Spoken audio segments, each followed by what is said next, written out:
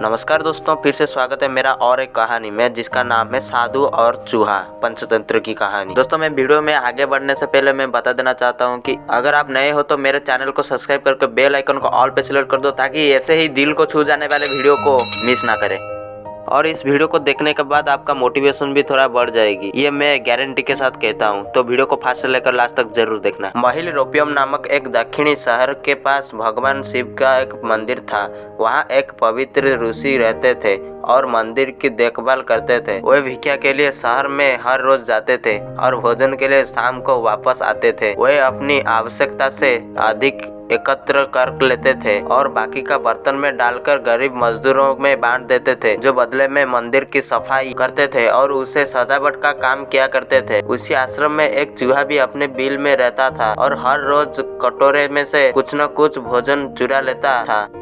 जब साधु को एहसास हुआ कि एक चूहा भोजन चोरी करता है तो उन्होंने इसे रोकने के लिए सभी तरह की कोशिशें की। उन्होंने कटोरी को काफी ऊंचाई पर रखा ताकि चूहा वहां तक पहुंच ना सके और यहाँ तक कि एक छड़ी के साथ चूहे को मार भगाने की भी कोशिश की, लेकिन चूहा किसी भी तरह कटोरे तक पहुँचने के रास्ता ढूंढ ही लेता था और कुछ भोजन चुरा लेता था। एक दिन एक भिक्षुक मंदिर की यात्रा करने के लिए आए थे, लेकिन साधु का ध्यान तो चूहे को डंडे से मारने में था और वह भिक्षुक से मिल भी नहीं पाए। इसे अपना अपमान समझ भिक्षुक क्रोधित होकर बोले, आपके आश्रम में फिर कभी नहीं आऊंगा, क्योंकि लगता है कि मुझसे बात करने के अलावा आपको अन्य काम ज्यादा महत्वपूर्ण लगता है। साधु विनम्र पूर्वक चूहे से जुड़ी अपनी परेशानियों के बारे में भिक्षुक को बताते हैं कि कैसे चूहा उनके पास से भोजन किसी न किसी तरह से चुरा ही लेता है। यह चूहा किसी भी बिल्ली या बंदर को हरा सकता है अगर बात मेरे कटोरे तक पहुंचने की हो। मैंने हर कोशिश की है, लेकिन वो हर बार किसी न किसी तरीके से भोजन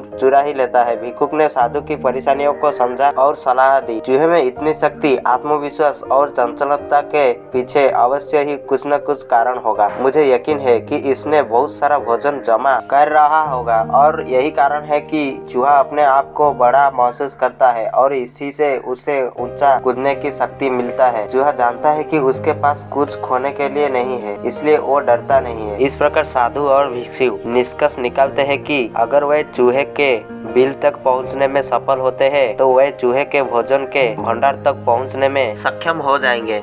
उन्होंने फैसला किया कि अगली सुबह वो चूहे का पीछा करेंगे और उनके बिल तक पहुंच जाएंगे। अगली सुबह वो चूहे का पीछा करते हैं और उनके बिल के प्रवेश द्वार तक पहुंच जाते हैं। जब वो खुदाई शुरू करते हैं तो देखते हैं कि चूहे ने अनाज का एक विशाल भंडार बना रखा है। फौरन ही साधु ने सारा चुराया गया भोजन एकत्र करके मंदिर में लीवा ले जाते हैं। वापस आने पर अपना सारा अनाज गायब देख चूहा बहुत दुखी हुआ और उसने इस बात से गहरा झटका लगा और उसने सारा आत्मविश्वास खो दिया। अब चूहे के पास भोजन का भंडार नहीं था, फिर भी उसने फैसला किया कि वो फिर से रात को कटोरे से भोजन चुराएगा। लेकिन जब उसने कटोरे तक पहुंचने की कोशिश की तब वह धड़ाम से नीचे गिर गया और उससे यह एहसास हुआ कि अब न तो उसके पर शक्ति है न ही आत्मविश्वास। उसी समय साधु ने छड़ी से उस पर हमला किया। किसी तरह चूहे ने अपनी जान बचाई और भागने में कामयाब रहा और फिर वापस मंदिर कभी नहीं आया। तो दोस्तों, आज के इस कहानी से हमको ये सीख मिलती है कि यदि हमारे पास भी संसाधनों की कमी ना हो तो हम में भी